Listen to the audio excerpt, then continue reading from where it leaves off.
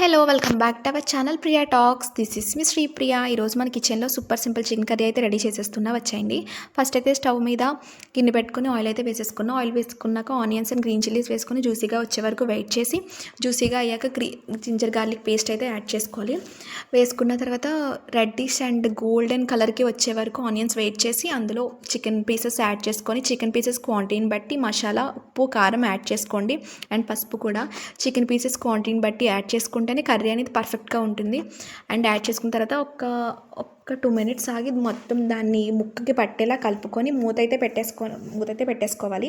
పెట్టుకున్నాక ఒక 5 minutes ఆగి మూత ఓపెన్ చేసి చూసి ఆయిల్ అనేది బయటకు వచ్చి స్మెల్ అనేది రిఫ్రెషింగ్గా ఉంటుంది. అప్పుడు కొత్తిమీర వేసుకోవాలి. కొత్తిమీర వేసుకునేది కొంచెమైనా టేస్ట్ అనేది చాలా బాగుంటుంది. టేస్ట్ అనేది చాలా అంటే చాలా బాగుంటుంది కొత్తిమీర వల్ల. అండ్ వాటర్ కూడా చికెన్ క్వాంటిటీని బట్టే వేసుకోండి. ఎక్కువ వేసుకున్న ముక్క అనేది మెత్తబడిపోయి విడిగా అయిపోతుంది. అండ్ వాటర్ వేసాక మరుగుతుంది కదా, మూత పెట్టాక కొంచెం మరిగినట్టు అనిపించాక ఇంకా కర్రీ అనేది అయిపోయినట్టే. Thank you for watching. Subscribe and like it.